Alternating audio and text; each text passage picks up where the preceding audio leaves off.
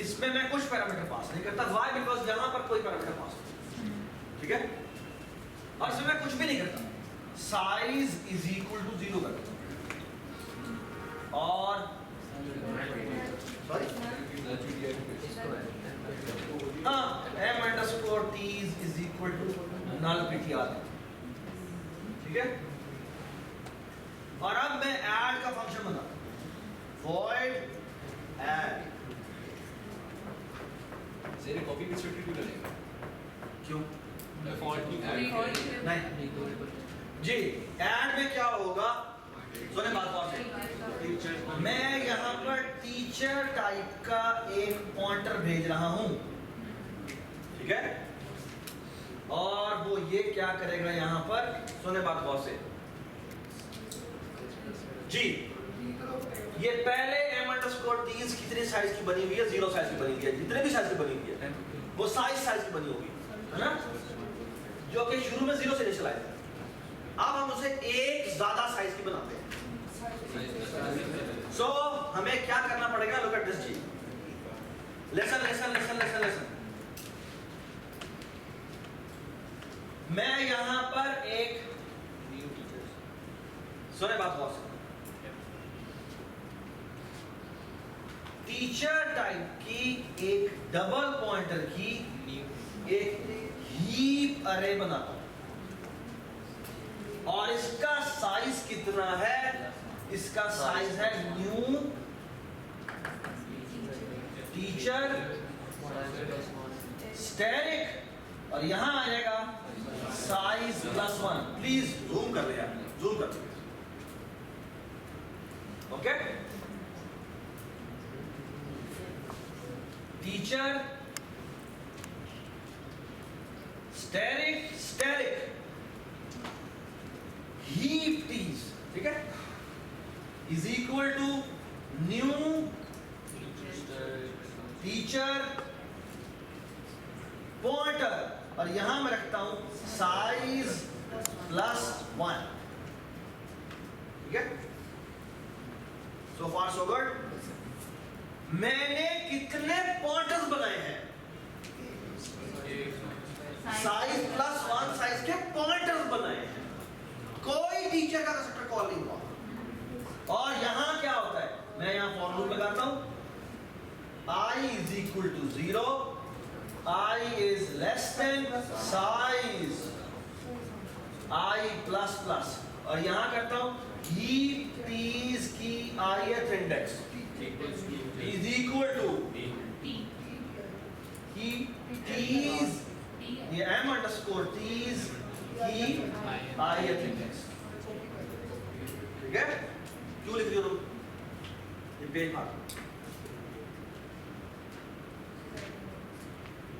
फाड़ दो,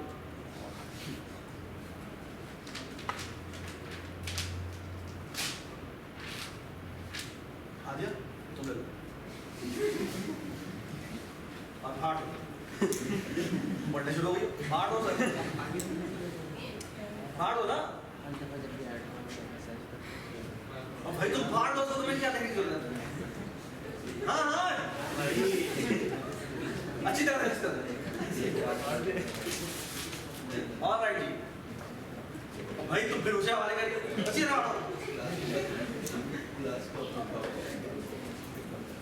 तुम ले लो, तुम ले लो, अच्छी तरह कुछ कुछ कर दो, alright. Now look at this, यहां हम करेंगे क्या, हीप टीज की साइज इंडेक्स पे जाकर रखवा देंगे क्या, ये जो टी आ, ओके। और यहां क्या करेंगे, डिलीट क्या, m अंडरस्कोर t, और आखिर में क्या करेंगे, m underscore t is equal to h t, और साइज में क्या कर लेंगे, हमारा ऐड हो गया। Now the only thing remaining is ये चलना चाहिए, ओवरलोड करते हैं फ्रेंड। इसका मतलब हमें फिर जो फीचर्स के अंदर भी क्या कहते हैं सेमी ऑपरेटर बनाना पड़ेगा। क्यों, क्योंकि यहाँ पे पॉइंटर्स नहीं होंगे। तो पॉइंटर स्टार्ट हो रहा है ना, वो यहाँ पे डिस्ट्रॉय हो जाएगा। क्यों डिस्ट्रॉय हो जाएगा? इस टोकन ने जो आप क्यों डिस्ट्रॉय हो जाएगा? भाई पॉइंटर कॉपी हो रहा है ना, पॉइंटर कॉपी होने का मतलब क्या है? एड्रेस कॉपी हो रहा है। एड्रेस कॉपी तो आपके एड्रेस से डिलीट होती है। एड्रेस नहीं, जब तक एड्रेस अगर डिलीट हो जाए तो डिस्ट्रक्टर कॉल नहीं होगा। इसका मतलब वेट नहीं, ये क्या डिलीट हो रहा है? So look at this, please बात सुनिए, बड़ी इंपॉर्टेंट बात है। डिलीशन की बात ही कह रहा एक मुझे पता है, ये जो बात ये जो डिलीट कर रहा है, ये क्या डिलीट कर रहा है? है। एड्रेस पे जो थोड़ा ये तुम्हारा m_ts है, ये पॉइंट कर रहा है टेबल की तरफ, जिसमें बेसिकली क्या पढ़ रहा है? पॉइंटर्स पढ़ रहे हैं, और हर एक अलग ऑब्जेक्ट को पॉइंट कर रहा है। जब आप ये डिस्ट्रॉय करते हैं, लेकिन डिस्ट्रॉय नहीं होता। ओके, ये बात सुन, ये तब इनको डिस्ट्रॉय करता अगर ये सिंगल पॉइंटर होता, ये डबल पॉइंटर है। दैट इज व्हाई आपका मेन वाले कभी भी डिस्ट्रॉय नहीं होगा। ओके, ऑलराइट जी, सुने बात आगे।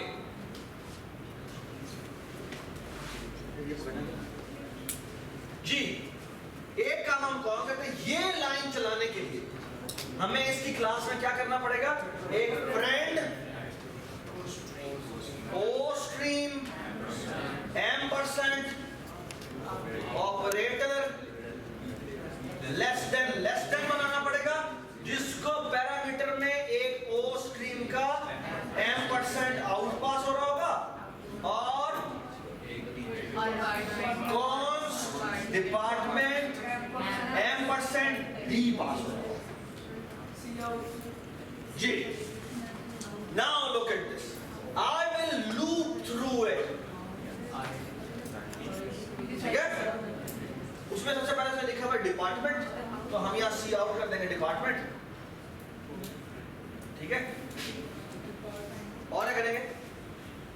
और यहाँ लिखेंगे I is equal to 0, I is less than size, I plus plus। ठीक है, not size, D dot size। Okay, और यहाँ क्या आ जाएगा? यहाँ आ जाएगा C out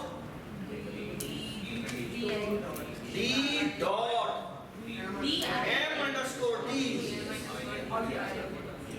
का क्या? शाबाश, का ith इंडेक्स, और ये पॉइंटर है का एरो क्या? गेट। और यहाँ पे आ जाएगी क्या? Everybody understand? तो ये हमारी ग्लोएबल अरे से हमने ये सारा काम कर दिया। बिल्कुल, अगर हमने टीचर वाले फंक्शन में सी आउट ओवरलोड किया हो तो यहाँ पर ये लिखने की जरूरत नहीं है, ये भी नहीं चलेगा। नहीं चलेगा क्योंकि ये पॉइंटर है। तो इससे पहले हमें क्या लगाना पड़ेगा? ठीक है,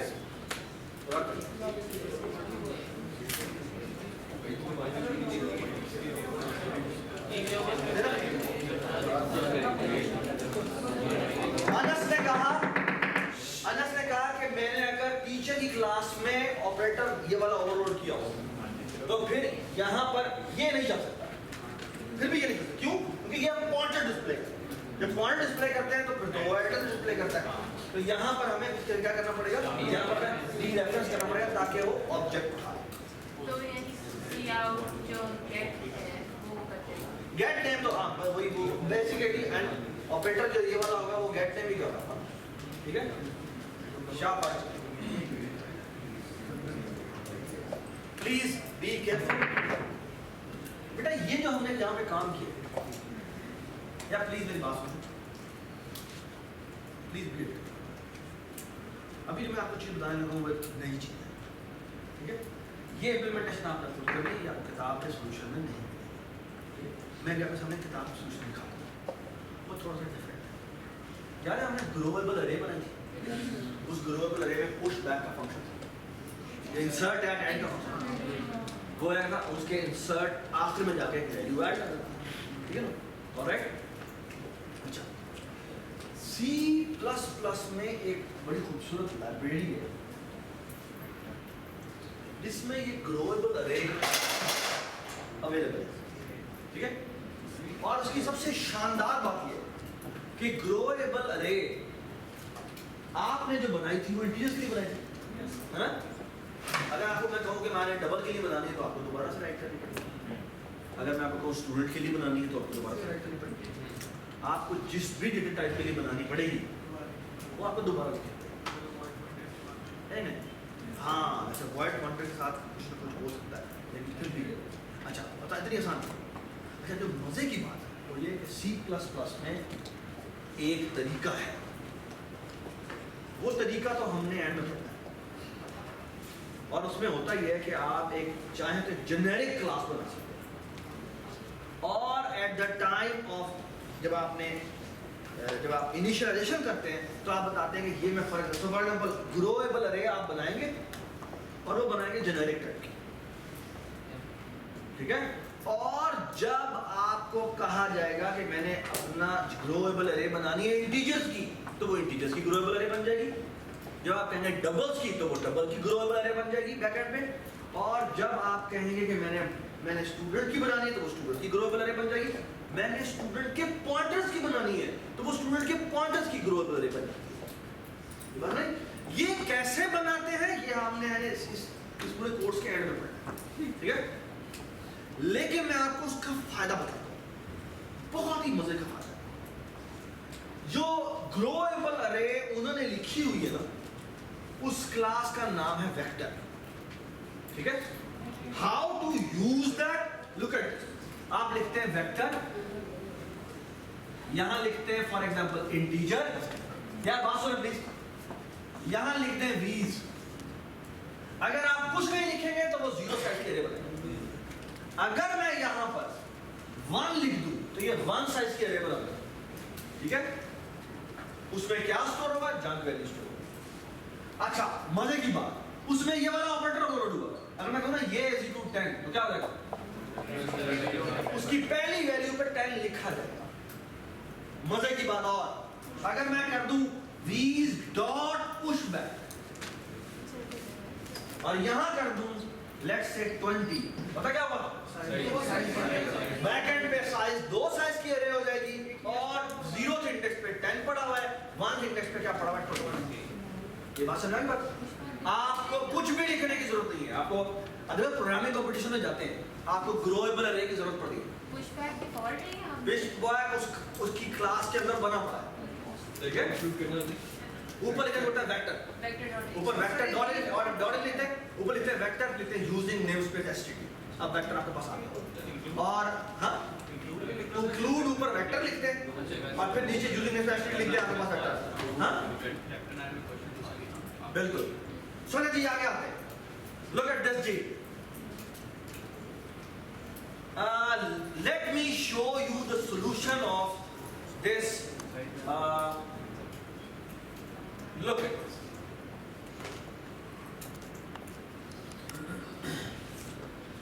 Look at this. एक ये पास होता है। Let me show you कि इसने क्या चेंजेस किए। टीचर में इसने कोई चेंजेस नहीं की, जैसे थी वैसी की वैसी रही, ठीक है? जैसे हमने कुछ लिखा। अब वो डिपार्टमेंट में आता है, and now look at this. Department में आता है वेक्टर बना रहा हूं, ठीक है? और ये देखिए जो ऊपर से क्या इंक्लूड किया, इंक्लूड वेक्टर। अगर हम यहाँ यूजिंग नेमस्पेस std लिख दें तो हमें दोबारा std कॉलन लिखने की जरूरत नहीं पड़ेगी, जो ये नहीं करता, ठीक है? तो यहाँ लिखिए क्या, वेक्टर टीचर पॉइंटर, और यहाँ बना ली इसने m_, इसका मतलब पता क्या है?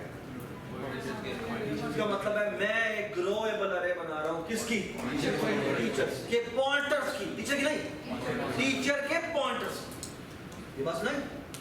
और आप देखें जैसे डिपार्टमेंट ने कुछ भी नहीं किया, और ये जो ऐड फंक्शन है ये एक लाइन का है, इनक्रेडिबल। जो पॉइंटर आ रहा है मैं वही डॉट पुशबैक करता हूँ, टीचर करता हूँ, और वो add it becomes a one line function, that's it, ठीक है? You can now see the advantage of that growable array जो आपने अलग बनाई हुई। ये बात समझ? ये what you will do is पहले आप उस तरह करेंगे, फिर आप उसको यूज कर लें ताकि आपको पता लग जाए क्या एक्साइटमेंट चीज आ रही है। इसमें साइज का कितना बताते हैं? शाबाश। इस क्लास के अंदर ही इसका डॉट साइज का फंक्शन होता है, ठीक ठीक है? So let me show you क्या होता है। ये देखो। अच्छा, ये इसने जिस तरीके से लिखा है मैं बाद में बताता हूँ। यहाँ आता है डिपार्टमेंट शो करता है। अभी स्लाइड तो प्लीज ना पढ़े, मैं आपको बताता हूँ कैसे मैं यहाँ पे मैं आपके सामने खोल करता हूँ, फिर मैं इसके बारे में बात करूँ। इधर आ जाइए। So what I will going to do is the following. ये आपके सामने मैंने एक वेक्टर बनाया ना, वेक्टर इंटीजर v's बनाया, ठीक है?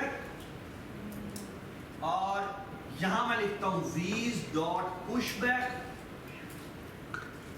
अंडरस्कोर दशा, और यहां आता है 10 v's। और मजे की बात बताऊं, इसमें कैस्केडिंग हुई है। कैस्केडिंग का मतलब क्या है? ये रिटर्न में जैसी करता है, डॉट पुशबैक दोबारा करता है, और यहां कर दे 2, तो बेसिकली 10 और 2 दोनों के दोनों पुश होते हैं, ठीक है? अब देखना है, हो सकता है कैसे ना हुई हो तो फिर दो दफा पुश करेंगे, ठीक है? और यहां पे लूप ऐसे लिखते हैं, for integer I is equal to 0। ये देखिए जी, बात सुन ले, I is less than v's dot size, और यहां लिख देंगे हम I, यस, ठीक है? और यहां पर बेसिकली क्या होता है, सी आउट v's का ith है। अब मुझे बताएं इस लाइन पे क्या क्या कॉल हो रहा है? कौन सा? ये तो ब्रैकेट वाला कॉल हो रहा है, बस, क्या कोई और भी हो? कॉपी भी हो गलत। वेक्टर का क्या क्या कॉल हो रहा है इस लाइन पे? वेक्टर का सिर्फ और सिर्फ ये कॉल, ये क्या टर्न करेगा? ये इंटीजर टर्न करेगा। फिर ये क्या कॉल हो रहा है? ये जो डिफॉल्ट सिस्टम का है सी आउट से इंटीजर वाला, वो वाला कॉल। तो वेक्टर का सिर्फ ये वाला ऑपरेटर कॉल हो रहा है। प्लीज ये बड़ी इंपॉर्टेंट बात है समझने की, ठीक है? Everybody understand? यहां पर वो इंटीजर दे रहा है, इंटीजर दे रहा है, यहां पर सी ऑफ इंटीजर का होगा, ठीक है? आप सुने बात, क्योंकि हमने वहां पे टीचर का किया हुआ है, तो मैं लूप ऐसे लिखूंगा, फॉर, सुने बात गौर से,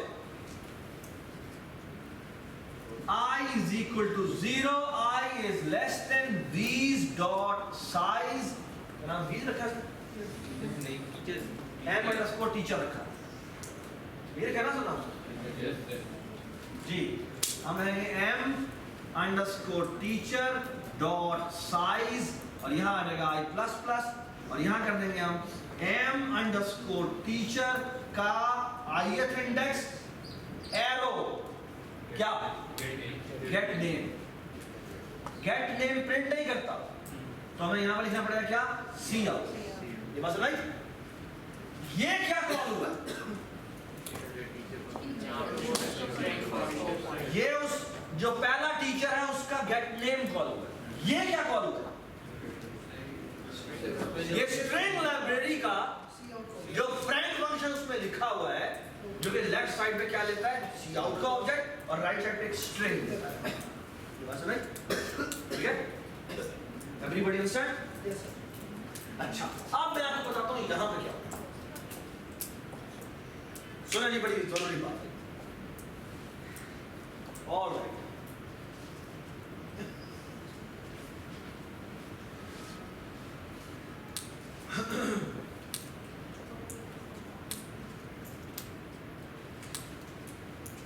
ऑल राइट,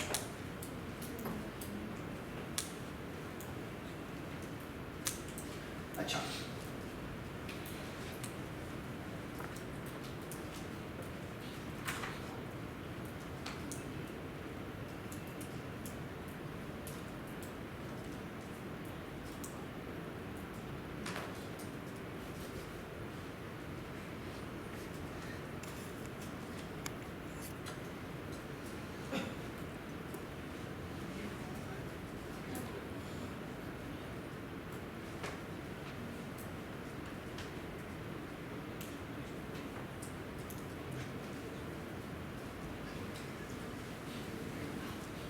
प्लीज खामोश।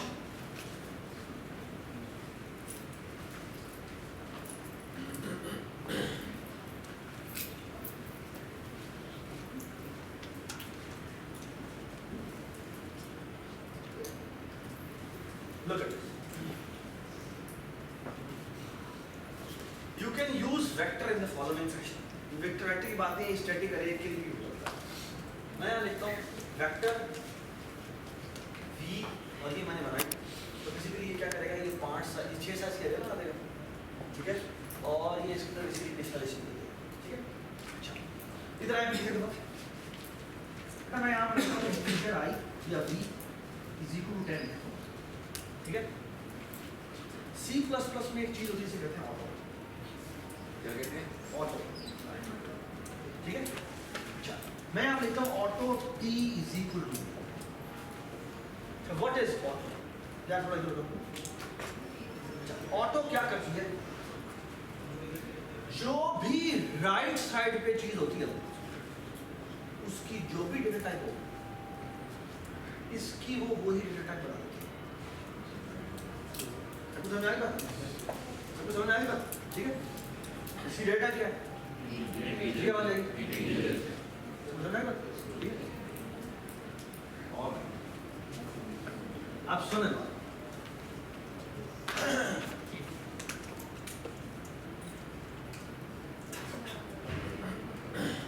ये देखिए, अगर आप लिखें ऑटो i कॉलम v, ठीक है, the interesting part is what will happen कि बेसिकली ये कह रहा है कि मैं इस वेक्टर में आइटरेट करना चाहता हूं। तो C++ में नई C++ है, उसके अंदर है बेसिकली अगर आपने किसी लिस्ट में गो थ्रू करना, अरे में गो थ्रू करना, ठीक है, तो वो बेसिकली एक और उन्होंने नया तरीका बताया जो शॉर्टकट है। आमतौर पर अरे में से कैसे कैसे गो थ्रू करते हैं, i is equal to 0, i is less than फलाना, तो फिर पता नहीं कितना जादू बनाते हैं ना, है ना। मतलब उन्होंने इसका शॉर्टकट दिया और ये पाइथन से इंस्पायर्ड है, और उन्होंने कहा कि आप भी बिल्कुल वैसे ही कोड कर सकते हैं जिस तरह से आपका, और वो ये है कि आप लिखेंगे auto, so for example see, अगर आपने वेक्टर में करना हो तो ऑटो i कॉलन v, ठीक है। इसका मतलब क्या है, v में जो वैल्यूज हैं वो जिस डेटा टाइप की है, ये i भी उसी डेटा टाइप का है, बस नहीं। और i कॉलम का मतलब पहली दफा उसमें जो वैल्यू आएगी वो पहले इंडेक्स की होगी, जब ये दूसरी दफा चलेगा तो दूसरे की वैल्यू होगी, तीसरी दफा आएगा तो तीसरी दफा की वैल्यू आएगी, और ये कितनी दफा चलेगा, इतना इस लिस्ट का साइज है, बस नहीं। यहां आपको ज्यादा सही तरफ पता है, ये एक स्टैटिक अरे है, ये एक स्टैटिक अरे है। जब हम इंट n कॉलम लिखते हैं तो बेसिकली इसका मतलब क्या है, ये एक n एक वेरिएबल बना है, पहली दफा ये चलेगा तो n की वैल्यू 0 होगी, दूसरी दफा चलेगा तो 1 होगी, फिर 2 होगी, फिर 3 होगी, फिर 4 होगी, फिर 5 होगी, और फिर ये लूप खुद को टर्मिनेट हो जाएगा। तो अगर आपने एक स्टैटिक ब्लॉक में मूव करना हो, आपको एग्जैक्टली पता है कि साइज कितना है, तो ये बेसिकली ये एक तरीका कार है, बात सुनाई, ये बात सुनाई। सो ये C++ में एक नई ट्रिक है, जिसमें आपने अगर लिस्ट में गो थ्रू करना हो तो आप इस तरह गो थ्रू कर सकते हैं। बाय द वे इसमें मैं चाहता हूं तो मैं यहाँ पे ऑटो भी लिख सकता हूं, ऑटो लिखने से क्या होगा, ठीक है जी। चला सर जो आपने कहा स्टैटिक सिर्फ होगा, तो जो हमारे वेक्टर स्टैटिक, आपने कहा सिर्फ स्टैटिक अरे के थ्रू, स्टैटिक अरे, लेकिन जो वेक्टर्स हमने बनाया, अगर पॉइंटर के थ्रू आपने डायनामिक अरे बनाई है नहीं चलेगा, लेकिन हमने वेक्टर में ग्रोएबल बनाई। शाबाश। तो वेक्टर के लिए उन्होंने ये फॉर लूप दोबारा से रीराइट किया है, लाइब्रेरी में जाके चेंजेस किए और इस फॉर लूप को एसक्यूएल के हिसाब से लिखवाया, बस में। और बड़ी मजे की चीज की, ठीक है। वी विल सी अगर हमारा टाइम हुआ कि हम उसमें चेंजेस खुद भी अगर अपने डेटा स्ट्रक्चर के लिए करना हो तो कैसे कर सकते हैं, ये बात, ठीक है। जब ये प्लीज ये छोटी सी सिंटेक्स की डिटेल थी, आपको खुद पढ़ना चाहिए इसके बाद। अब मैं आपको दोबारा से इसमें लेके जाता हूँ। Can you see this कि यहाँ पे क्या होता है? Constant auto M% element, M% क्यों लगाया उसने? ताकि कॉपी ना बने। ये बात समझ आई? क्यों? क्योंकि अगर वो M% ना लगाता तो यहाँ क्या होता? यहाँ उस पॉइंटर की नई कॉपी बनती, ठीक है, जो कि प्रॉब्लम नहीं था। लेकिन अगर एक बात सुने, अगर डिपार्टमेंट के अंदर हमने ऑब्जेक्ट्स रखे होते तो फिर इसकी हर लाइन के ऊपर जो हमने M% नहीं लगा, क्या हो रहा होगा, नया ऑब्जेक्ट बन रहा। ये बात सुनाई, बिल्कुल अच्छी बात है। सर कांस्टेंट लगाया, सॉरी, क्योंकि एलिमेंट की वैल्यू चेंज नहीं होगी हर आइटरेशन। नहीं, बेसिकली ये पहली दफा चलता है तो एलिमेंट में पहला एलिमेंट आ जाता है, फिर दूसरी दफा चलता है तो एलिमेंट दोबारा बनता है और एक दूसरे वाले का रेफरेंस बन जाता है। नया एलिमेंट कौन क्यों लगाया? कौन इसलिए लगाया because the gate name call करना है और गेट नेम के एंड पे कॉन्स लगा है। गेट नेम के एंड पे कॉन्स लगा है, तो वो कांस्टेंट होगा तो ही वो कॉल होगा, वरना वो कॉल नहीं होगा। ओके, शाबाश।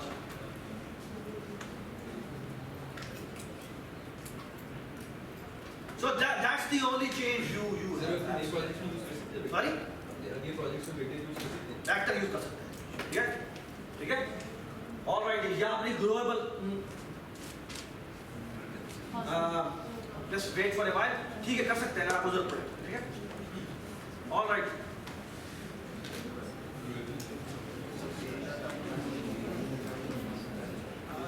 Okay. Now, the third relationship is called association. Okay? What is association?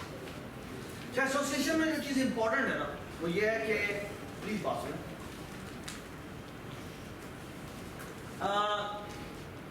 Association के लिए जो चीज यूज होती है वो ये, please read through the properties, और वो प्रॉपर्टीज ये है। चलिए बात, the associated object is otherwise unrelated to the object. Okay? The associated object can belong to more than one object. The associated object does not have its existence managed by the object. Or the associated object may or may not know the existence of the object. May or may not know. क्या मतलब? कर भी सकता है, शायद जानता हो, शायद ना जानता। सुने बात, पहले जो हमने एग्रीगेशन पढ़ा था, अब एग्रीगेशन में और इसमें सिमिलैरिटी क्या है? क्या? एग्रीगेशन में क्या था? ये भी नहीं करता। सिमिलैरिटी ये है कि दोनों की एग्जिस्टेंस, ये दोनों वो भी मैंने नहीं करता, ये भी मैंने नहीं करता। क्या? वो भी सिमिलैरिटी है। और बताएं? यस। बेसिकली जो इंपॉर्टेंट बात वो ये कि वहां पर जो रिलेशनशिप है वो उसमें बेसिकली एक पार्ट की नेचर है। यहां पर अगर आप देखें तो पार्ट नहीं है। सो सम, अगर इसके लिए ना जो वर्ड अंग्रेजी का यूज होता है ना कि these two classes uses each other, ठीक है, या हम कहते हैं एसोसिएटेड विद ईच अदर। अच्छा, मैं आपको एग्जांपल देता हूं। अगर आप देखें तो पेशेंट्स और डॉक्टर्स की जब बात करें, या एक और अगर मैं आपसे ये पूछूं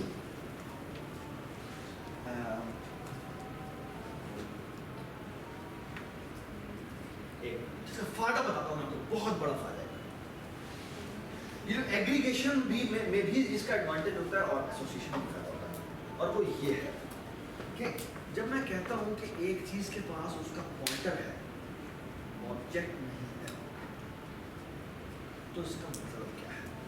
देखिए, इमेजिन करें, वैसे बाय द वे ये जो कुछ लोग ना वो काम, जो तमाम काम जो आप एसोसिएशन से, एग्रीगेशन से कर सकते हैं, वो आप कॉम्पोजिशन से भी कर सकते हैं, ठीक है, लेकिन उसका आपको बड़ा केयरफुल रहना पड़ता है कि डिसएडवांटेज हो सकता है। इमेजिन दिस, आप सारे स्टूडेंट्स हैं, ठीक है, every student has a university, है ना? अगर आप देखें यूनिवर्सिटी के साथ उसका रिलेशनशिप होता है, ठीक है, alright, is associated with A university, ठीक है।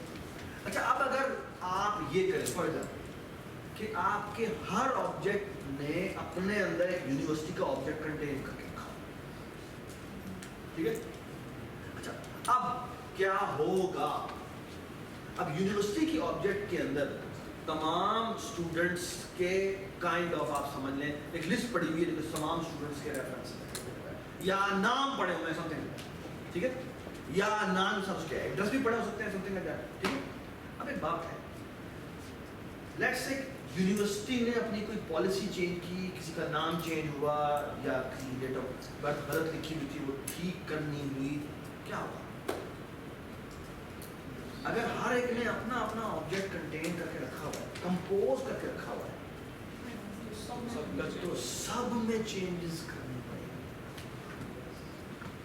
बात सुने। और अगर वो सिर्फ एसोसिएटेड है या एग्रीगेटेड है तो क्या एडवांटेज है कि हर एक के पास पड़ा ना पॉइंटर, वो एक जगह होगी चेंज और सबको अब चेंज जो एट्रीब्यूट है वो सिंगलटन वाला भी हो सकता है, लेकिन सिंगलटन इसलिए मैं नहीं कह रहा क्योंकि ITU has, ITU students has ITU जिससे वो रिलेटेड है, UCP के स्टूडेंट UCP से रिलेटेड है। तो अगर मैंने एक सिस्टम बनाया जो पूरी दुनिया की यूनिवर्सिटीज को हैंडल कर रहा है, बड़ी सिंगल वाली बात नहीं, बस में हमेशा थोड़ा एक स्टेप और ऊपर चलता है। अगर मैं तमाम यूनिवर्सिटीज की बात करूँ, एक यूनिवर्सिटी तो नहीं है, सारी यूनिवर्सिटी अलग अलग, बस में तो ये बड़ी इंपॉर्टेंट बात है। सो एवरीबडी अंडरस्टैंड कि एसोसिएशन का एक बहुत बड़ा एडवांटेज है। एग्रीगेशन भी यूज होती है, ठीक है, लेकिन वो जब उसकी क्रिएशन रिस्पॉन्सिबिलिटी उसकी है, ठीक है। और जब एसोसिएटेड एडिशन जो है या एग्रीगेशन में हम देखते हैं, उसमें ये एक बहुत बड़ा एडवांटेज है कि अगर एक ने चेंजेस किया तो सबको वो चेंज होनी चाहिए, ठीक है, हर एक को अलग अलग अपडेट नहीं करना। ये सबको समझ में आई बात? सो फॉर एग्जाम्पल अगर फेसबुक की जेनेरिक एप्लीकेशन की हम बात करें जो कि डेटाबेस वगैरह हैंडल कर रही है, तो फेसबुक की जो यूजर की क्लास है, सबके पास उसका ऑब्जेक्ट नहीं पड़ा, सबके पास उसका जो मेन एप्लीकेशन है उसका क्या पड़ा हुआ, पॉइंटर पड़ा हुआ। क्योंकि अगर वो कुछ भी चेंज करते हैं सबको वो चेंज दिखनी चाहिए, अदरवाइज तो हर एक में जाके वो चेंजेस करनी पड़ेगी, लग पता जाएगा। बात सुने, ये बड़ी इंपॉर्टेंट बातें हैं जो कि डिजाइन, अब आपको ना एकदम एक चीज फील होनी चाहिए कि now you are talking about in a greater perspective कि how things will be connected in the zigzag puzzle. ये बात सुने, ठीक है। ऑलराइट जी, एसोसिएशन में बड़ी इंपॉर्टेंट जो बात है यार, ये दो चीजें जो है ना, ये वैसे एक दूसरे को यूज कर रही है लेकिन कोई रिलेशनशिप नहीं इनके, है नहीं कि ये पार्ट होल का पार्ट रिलेशनशिप था वो नहीं।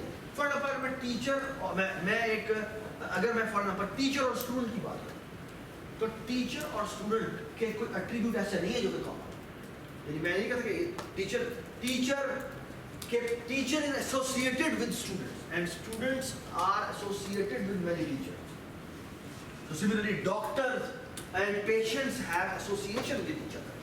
यानी एक पेशेंट के मल्टीपल डॉक्टर हो सकते हैं, ठीक है, जिससे आप बोलते हैं फैमिली डॉक्टर हो या और जो डॉक्टर है उसके मल्टीपल पेशेंट्स हो सकते हैं। ये बात है, they have an association with each other. दोनों को क्रिएशन और डिस्कशन का ताल्लुक है, डॉक्टर का मरीज के साथ डिस्कशन का ताल्लुक होता है, लेकिन खैर लेकिन वैसे नहीं होता। ये बात सुने, everybody understand. So now let's, so association में जो आपको डिफरेंस दिखना चाहिए, क्या मुझे बता सकता है कि एसोसिएशन में और एग्रीगेशन में क्या फर्क है? एक अगर आप देखें तो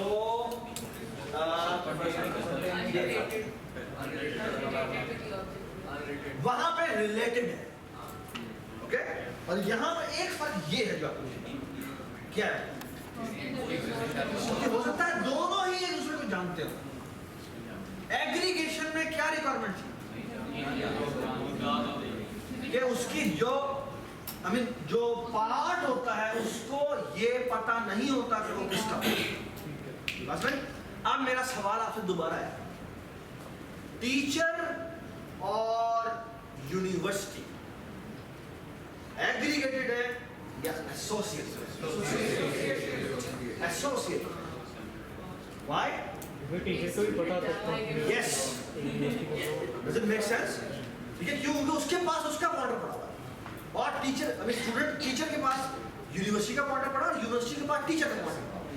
They both know each other. ये बात सुने? Everybody understand? अच्छा ये रिलेशनशिप में थोड़ी छोटी कंफ्यूजन रहती है। इसीलिए मैं कहता हूँ कि जब हम ये डिजाइनिंग फेज में कर रहे होते हैं ना, तो हमेशा 2 स्टेप पीछे होकर देखना चाहिए कि कोई और रिलेशनशिप तो नहीं बन रहा। और कई जगह पर आपको कंफ्यूजन रहती है, तो इसीलिए आपको यू हैव टू आर्गू कि मैंने ये रिलेशनशिप इसलिए चूज किया, ठीक है? इसीलिए मैं आपको बात बताऊं कि हमेशा सॉफ्टवेयर इंजीनियरिंग में डिजाइन डिफरेंट बनते हैं, ठीक है? कुछ बच्चे किसी और तरीके से सोचेंगे, कुछ बच्चे किसी और तरीके से सोचेंगे, ठीक है? I mean 70 to 80% चीजें सेम बनती हैं, लेकिन कहीं ना कहीं कंफ्यूजन रह जाती है। कुछ लोग इसको इस पर्सपेक्टिव में देखते हैं, कुछ लोग इसको किसी और बात सुने, ठीक है? इस तरीके से तो गूगल और फेसबुक के पास हमारा डेटा होता है ऑफिशियली। क्या तो एक नहीं, वो कहते हैं कि हम किसके डेटा नहीं पढ़ते। अच्छा थोड़ा सा एक थोड़ा ये पढ़ ले, फिर हम आगे आगे ये जनरल डिस्कशन में करें, ठीक है? ऑलराइट, अब देखिए जी, आप छोटे बात पहली बात तो आप इस पहली लाइन में देखिए कोई बड़ी डिफरेंट चीज हुई।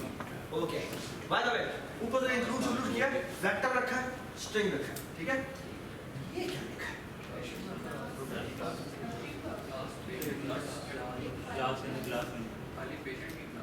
अच्छा बात सुने, डॉक्टर की क्लास अगर मैं पहले बनाना शुरू करूंगा ना, तो उसमें मुझे पेशेंट चाहिए होगा। अगर मैं पेशेंट बनाना शुरू करूंगा तो पेशेंट मुझे डॉक्टर चाहिए होगा। प्रोटोटाइप एग्जैक्टली, ये हमने प्रोटोटाइप किया। इसे कहते हैं फॉरवर्ड डिक्लेरेशन। इसे क्या कहते हैं? कि भाई ये क्लास आने वाली है, डोंट वरी अबाउट। ओके, ये बात ना, ये बड़ी इंपॉर्टेंट बात है, और ये आपके एग्जाम में भी आएगी कि इसमें ये चाहिए होगी और इसमें ये चाहिए होगी, तो आपको फॉरवर्ड डिक्लेरेशन करनी पड़ेगी। ये बड़ी इंपॉर्टेंट बात है। Okay, so look at this, ये क्लास डॉक्टर बनाई है इसने, इसके अंदर एक उसका नाम रखा है डॉक्टर का, और जो एक उसने वेक्टर रखा है क्या, पेशेंट पॉइंटर। पेशेंट का ऑब्जेक्ट नहीं, पेशेंट के pointer. Why pointer not object? Doctor की रिस्पॉन्सिबिलिटी नहीं है कि पेशेंट को क्रिएट करे। बात समझ? Everybody understand? ठीक है? सो पेशेंट पहले ही होगा जो उसका बना हुआ। Okay, alright. जितने भी अच्छे जो यूरोपियन यूनियन में आपको खास तौर पे ये चीज़ मिलेगी कि जब हम, जैसे फॉर एग्जाम्पल मैं डेनमार्क गया था, तो वहाँ पर बेसिकली सबसे पहले उन्होंने मेरा एक हेल्थ का एक पूरा मेरा यूज़र बना, ठीक है? और वो एक येलो कार्ड होता है जो आपको मिलता है, जो हमेशा आपके पास हेल्थ का होता है। और basically whenever I go to any country of European Union, they will see my entire history कि मैं ये मैंने डॉक्टर से फिजिकली ये जो भी मुझे उन्होंने सिस्टम लिख दी है या कोई भी चीज़ आइडेंटिफाइड डायग्नोज वगैरह होती, मैं सारी अपनी हिस्ट्री हमें तकरीब होना तो वैसे इंटरनेशनली चाहिए कि है, इस तरह हर एक का पासपोर्ट एक आईडी बनती है, इस तरह शायद एक every human should have an ID, और उसकी पूरी हिस्ट्री हर एक डॉक्टर, और हर डॉक्टर को देख लेनी चाहिए कि यार इसको ये मसला है, ये एलर्जी का प्रॉब्लम है वगैरह वगैरह, शायद ये बनना चाहिए, ठीक है? तो इसीलिए पेशेंट के नाम से शायद एक ओवरऑल एक एब्स्ट्रैक्ट क्लास होनी चाहिए जो कि जिसमें सारे ह्यूमन जितने भी हमारे इस वर्ल्ड में आए हैं उनका रिकॉर्ड होना, ठीक है सर? चले जी, so patient vector, patient pointer है, और यहाँ एवरीबडी गॉट इट कि यहाँ पे क्या हो रहा है? ये इसलिए डॉक्टर की एक कंस्ट्रक्टर बनाया है, इसको नेम पास होता है, वो उसको नेम को इनिशियलाइज कर देता है। यहाँ इसने एक ऐड पेशेंट का फंक्शन बताया, ठीक है? और इसको पास क्या हुआ? पेशेंट का पॉइंटर पास। कैन यू टेल मी कि उसके अंदर क्या लिखा हो? एक लाइन लिखी होगी, क्या? m underscore patient dot pushback, और ये जो बैक है ये उसके बारे में पास बस में। ऑलराइट, ये इसका नेम है, ये इसका, उसने ये दोनों पहले उसने क्लासेस डिफाइन कर दी है, फिर वो बाद में बात करेगा। ये देखिए पेशेंट की क्लास बनाई इसने, इसमें इसने डॉक्टर पॉइंटर रखा है because every patient can belong to multiple doctor. बस में, ठीक है? मैं डिफरेंट वजूहात पर डिफरेंट डॉक्टर्स को दिखा सकता हूँ, ठीक है? मैं डेंटिस्ट और हो सकता है, फिजिकल डॉक्टर और हो सकता है, साइकोलॉजिकल मुझे है, मैंने ओपीडी दिखाना एंड सो ऑन। हमारे यहाँ तो वैसे साइकोलॉजिकल जो डॉक्टर हैं उनको बारे में समझ आता है कि जैसे ये कोई पता नहीं हमारा कोई प्रॉब्लम है, लेकिन वहाँ पर साइकोलॉजिकल डॉक्टर लाजमी होता है ये एक बड़ी इंपॉर्टेंट बात है, यानी ये बड़ी अनफॉर्चुनेट बात है जो कि हमारे यहाँ, जैसे एक मैं साइड नोट बता रहा हूँ कि अनफॉर्चुनेटली हम चीज़ों को, थेरेपी को नॉर्मली थेरेपी को नॉर्मल नहीं समझते, क्योंकि बड़ी बड़ी हॉन्टिंग बात है।